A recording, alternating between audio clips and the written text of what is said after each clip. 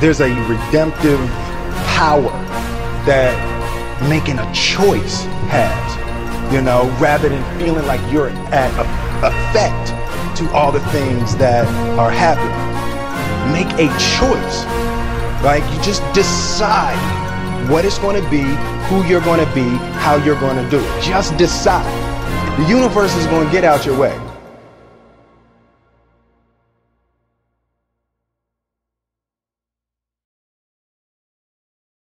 Money's important for a lot of reasons. It's a scorecard. How well did I do? How much did I make? How much did the company make? When I have a meeting, I don't waste time. It's quick, short, to the point, and we don't play games. We are going to have to get you down to 120, or I don't think this thing's going to work. Push your teammates to be better performers. Just had a third one. Let me see it. Let me see it. Jack, why do you like this better than what you had? Let me just see what you had. Just keep pushing them, pushing them. You don't want to drive them over the edge, but push them as far as you can. All right, good. Now, let's you and I come into the office. There's only so many hours in the day. The quicker you are, the more you can get done.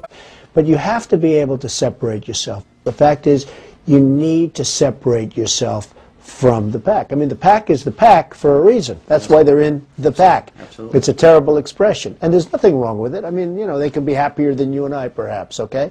But the fact is, you have to be able to separate yourself from the pack. You know, there's a story that my father told, and he thought it was a great, funny story. I didn't. And it was about a man who wanted to start a cola company. And he started it, and he called it 3-Up. And you know where this is going. Yes. And then he failed. He went bankrupt. He went out of business.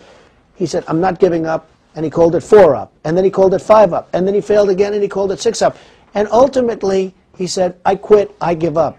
And you know what? If he wouldn't have quit, he would have had 7-Up. Sometimes you have fear of things, and there's nothing wrong with it, but try not to show it. When you keep getting rejected, when you keep hearing the no, you have to learn that there's a reason for no. What is it? Now, why are they saying no to me? Why is it that they keep saying no?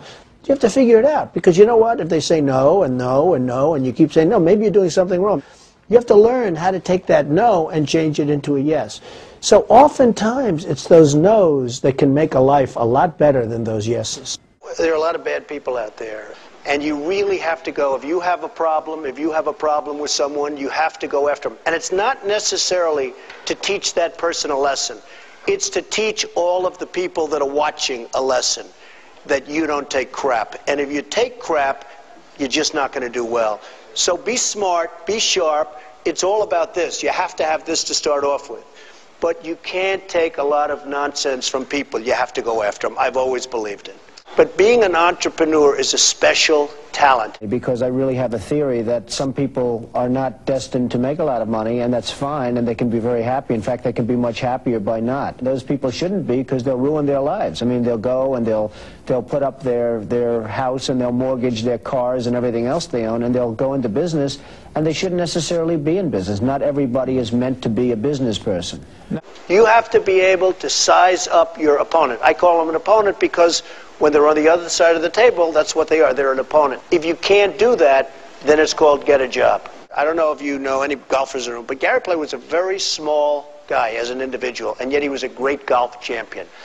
And it was the first time I've heard it. I'm sure it's been used by others, but it's the first time he said, the harder I work, the luckier I get. Now, you had somebody that was half the size of everyone else, and he won, I think, 9 majors and many, many golf tournaments, and he's beating these big, strong guys. He would work from early morning till late night, exercising and push-ups and hitting golf balls. And he said that expression, the harder I work. He won the U.S. Open, and they interviewed him. And he won by 1 stroke. He had an unbelievable shot at the end, and he said, the harder I work, the luckier I get. I've never forgotten that. That was many years ago.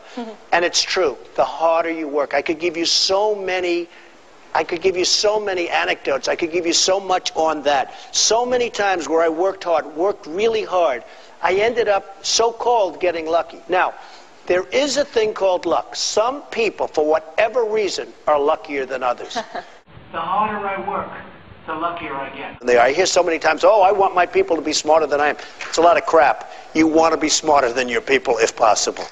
You just never, ever quit. There are a lot of ways to make money today, far more than you could have made, in my opinion, 2 years ago. Your thoughts, your feelings, and your actions all have to be firing simultaneously in the same direction. If you look at anybody who's not achieving what they desire and deserve in their life, you'll notice that one of those three But is it is missing. very true that the way you think creates reality for yourself. There are other factors going on. So it's not everything, but you really can change your own reality based on the way that you think.